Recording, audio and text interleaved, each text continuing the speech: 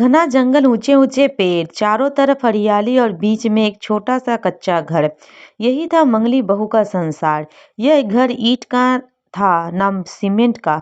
मिट्टी की दीवार, ऊपर से पत्तों और घास की छत और सामने बांस की टूटी फूटी बाड़। जंगल में बसे इस घर में मंगली अपने पति लक्ष्मण, सास धनिया माई और ससुर भीखू के साथ रहती थी। लक्ष्मण रोज जंगल से लकड़ी काटकर बाजार में बेचने जाता था। कभी कभी शहर शहद भी निकाल लाता, लेकिन कमाई बहुत कम होती। अनाज इतना नहीं होता कि महीने भर चल सके। कई बार तो नमक रोटी भी नसीब नहीं होती थी। मंगली बहू मेहनती थी, समझदार थी और हालात से लड़ना जानती थी।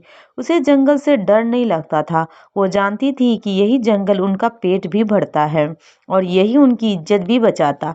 एक दिन बरसात के बाद लक्ष्मण बीमार पड़ गया। तेज बुखार और बदन में दर्द। कई दिन तक वो उठ भी नहीं पाया। घर में जो थोड़े बहुत पैसे थे वो दवा में खर्च हो गए। अनाज खत्म हो चुका था। धनिया माई ने चिंता में कहा, बहू अब क्या होगा? घर में कुछ भी नहीं बचा। मंगली ने सास के हाथ थामते हुए कहा, माई जब तक जंगल है तब तक भूखा नहीं मरेगी।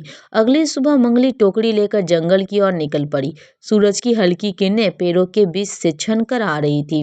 पक्षियों की आवाजें जंगल को जिंदा कर रही थी। मंगली को जंगल की हर गली, हर पेड़ पहचान में आता था। सबसे पहले उसने महुआ बटोरा। महुआ को सूखे फूल उसने साफ किए और धूप में डाल दिए। माई, इससे मीठा लड्डू बनेगा, उसने कहा।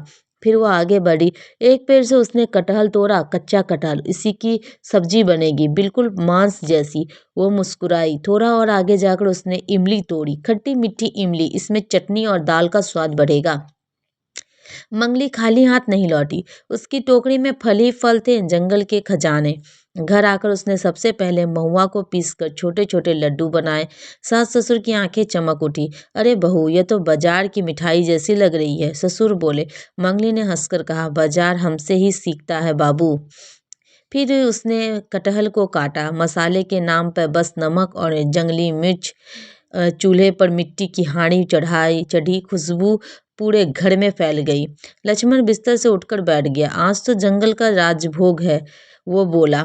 खाना सादा था, लेकिन पेट और मन दोनों भर गया। कुछ दिन बाद मंगली ने अपने नया काम शुरू किया।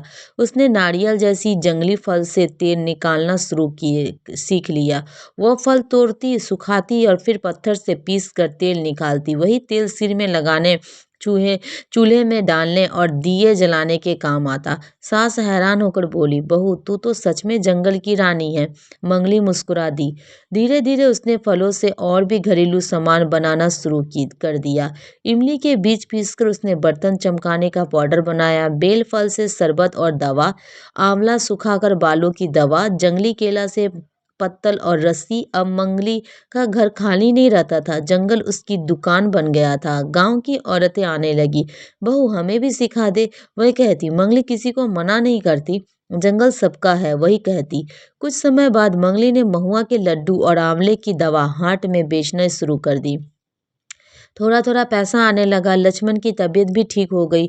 एक दिन में गांव के मुखिया आए। बहू सुना है तू जंगल से कमाल कर रही है। मंगली ने सिर झुका लिया। जो जंगल देता है वही हम लेते हैं। मुखिया ने कहा, तेरे जैसे लोग ही जंगल को बचाते हैं। अब मंगली के घर में अनाज रहने लगा। टूटी छत की मरम्मत हुई। सास ससुर की आंखों में संतोष था। एक शाम सास ने कहा, बहू तू हमारे लिए भगवान से कम नहीं। मंगली ने जवाब दिया, माई भगवान तो ये जंगल है। बरसों बाद भी मंगली का घर बड़ा नहीं हुआ, लेकिन मजबूत हो गया। फल, पत्ते और मेहनत, यही उसका दौलत थी। और जंगल जंगल आज ही हरा था, क्योंकि मंगली जरूरत भर ही लेती थी। गरीबी में भी अगर समझ, मेहनत और प्रकृति से जुड़ाव हो तो जंगल भी घर बसा देता है।